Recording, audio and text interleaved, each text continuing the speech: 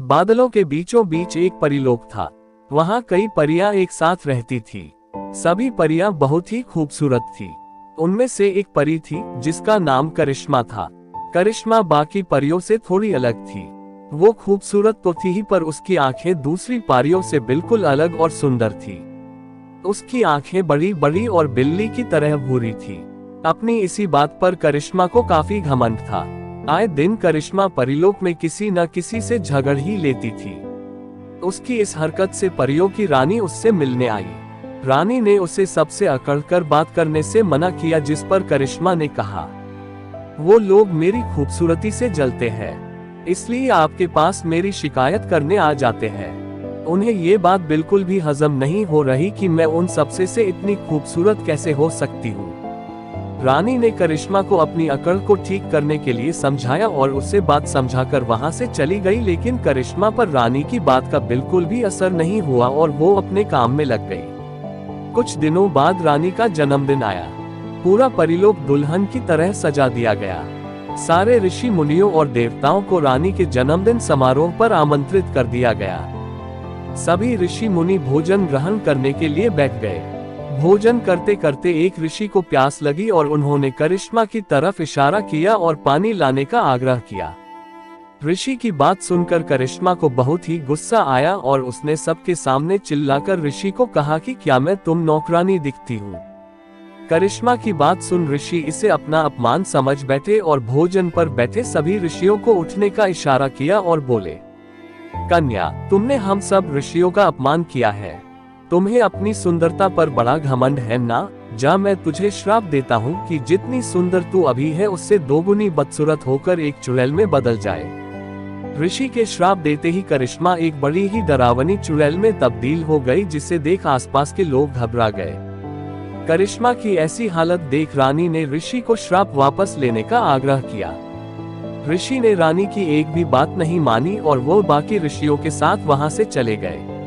वही अपना बदला हुआ रूप आईने में देख करिश्मा डर गई और रोने लगी। करिश्मा को रोता हुआ देख रानी ने बोला, रानी, मैंने तुम्हें समझाया था कि तुम अपनी खूबसूरती पर इतना भी घमंड मत करो, नहीं तो एक दिन तुम्हें इसका हर्जाना भुगतना पड़ेगा। देखो अब तुम्हारा हाल कितना बुरा हो गया है। रानी की बात सुनकर करिश्मा को अपनी गलती का एहसास हुआ और उसने रानी से वादा किया कि वो अब ऐसा कुछ नहीं करेगी, बस उसे पहले जैसा बना दो। करिश्मा की बात सुनकर रानी ने कहा कि उसके पास भी इस श्राप का तोड़ नहीं है। इतने में चुड़ैल लोक में ये बात सबको पता चल गई कि कोई परी चुड़ैल बन गई है, तो वो सब करिश्मा को लेने के लिए वहां आ गए। चुड़ैल कहती है, क्या बात है, एक परी बनी चुड़ैल? हा हा हा, हमें क्या, अब तुम हमारी बिरादरी में शामिल हो चुकी हो, अब तुम्हें हमारे साथ चलना ही पड़ेगा। ये सुन करिश्मा बहुत ही घबरा जाती है और जाने के लिए मना कर देती है। तभी रानी ने करिश्मा को कहा कि तुम्हें जाना ही पड़ेगा। ये उसूल है परीलोक और चुड़ैल लोक का, तुम मना नहीं कर सकती। पर मैं पूरी कोशिश करूंगी कि तुम्हें वहां से जल्द निकाल लिया जाए। ना चाहते हुए भी करिश्मा को चुड़ैलों के साथ जाना ही पड़ा। जब वो चुड़ैल लोक पहुंची तो वहां का नजारा देखकर डर गई। वहां काफी गंदगी थी और हर जगह जानवरों के मांस के टुकड़े पड़े थे।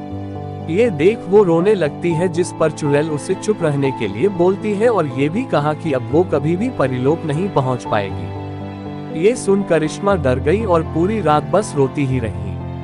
अगली रात होते ही सारी चुड़ैलें अपने अपने शिकार को तलाशने निकल गई और उन्होंने करिश्मा को भी आने के लिए बोला, लेकिन करिश्मा ने उनके साथ जाने से साफ मना कर दिया। ये सुनकर चुड़ैल को बहुत ही गुस्सा आया और उसने करिश्मा को उसकी जिंदगी खराब करने की धमकी दी। ये सुन करिश्मा को उनके साथ जाना ही पड़ा। सारी चुड़ैलें जंगल में शिकार की तलाश में निकल गई। तभी उन्हें एक छोटा बच्चा दिखाई दिया, जिसे देख सभी चुड़ैलों ने उसे खाने की कही। बच्चे को खाने की बात सुन करिश्मा ने सभी से उसे न खाने की विनती की, लेकिन चुड़ैल उसकी नहीं सुनती और उस बच्चे के पास चली जाती है, लेकिन वो बच्चा किसी से भी नहीं तरह डरता। दरअसल वो बच्चा अंधा होता है।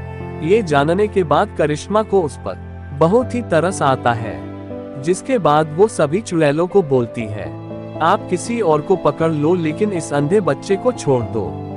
आप जो कहेंगी मैं वो सब करने के लिए तैयार हूँ। ये सुन चुड़ैल बच्चे को न खाने के लिए मान जाती है और वहां से चली जाती है। उनके जान के बाद करिश्मा बच्चे से उसके वहां होने का कारण पूछती है, जिस पर बच्चा उसे बताता है कि वो अपने माता पिता से बिछड़ गया है। बच्चे की बात सुनकर करिश्मा कुछ नहीं बोलती और उसकी आंखों से आंसू झलक जाता है, लेकिन वो अपने आप को संभालते हुए बच्चे के जंगल में अपने माता पिता के साथ आने की वजह पूछती है। मैं अपने माता पिता के साथ शहर जा रहा था अपनी आंखों का इलाज करवाने, लेकिन मैं उनसे बिछड़ गया और इस जंगल में भटक गया। ये सब सुन करिश्मा को बच्चे पर बड़ा ही तरस आता है और वो अपनी आंखें बच्चे को दान करने की सोचती है और तभी अपनी दोनों आंखें निकालकर बच्चे की आंखों में लगा देती है और वो बच्चा देखने लगता है और वो बहुत खुशी होता है। तभी वहां रानी आ जाती है और वो बच्चा एक साधु में बदल जाता है, जिसके बाद रानी बोलती है, तुम्हारी परीक्षा पूरी हुई करिश्मा, तुमने वो काम किया जो आज तक कोई करने की हिम्मत नहीं दिखा सका। ये सुन करिश्मा ने रानी से कौन सी परीक्षा लेने की बात पूछी, जिस पर रानी ने कहा कि मैं तुम्हारे श्राप का तोड़ निकालने ऋषियों के सबसे बड़े गुरु के पास गई। उन्होंने खुद आकर तुम्हारी परीक्षा लेने का फैसला लिया और कहा कि आंखें किसी भी व्यक्ति का बहुमूल्य खजाना होता है, अगर तुम वो देने के लिए तैयार हो गई तो तुम दोबारा परी बन जाओगी और देखो तुमने परीक्षा पास कर ली। ये सब सुन करिश्मा बहुत ही खुश हुई। तभी ऋषि अपनी ताकत से करिश्मा को उसकी आंखें वापस कर देते हैं और उसे दोबारा एक सुंदर परी में तब्दील कर देते हैं। अपना अस्तित्व वापस पाने के बाद करिश्मा परी और ऋषि का धन्यवाद करती है और ये भी वचन देती है कि वो दोबारा अपनी खूबसूरती पर घमंड नहीं करेगी। हमें इस कहानी से ये शिक्षा मिलती है कि घमंड और अकड़ का रास्ता हमें बर्बादी की तरफ ले जाता है और प्यार का रास्ता आबादी की तरफ।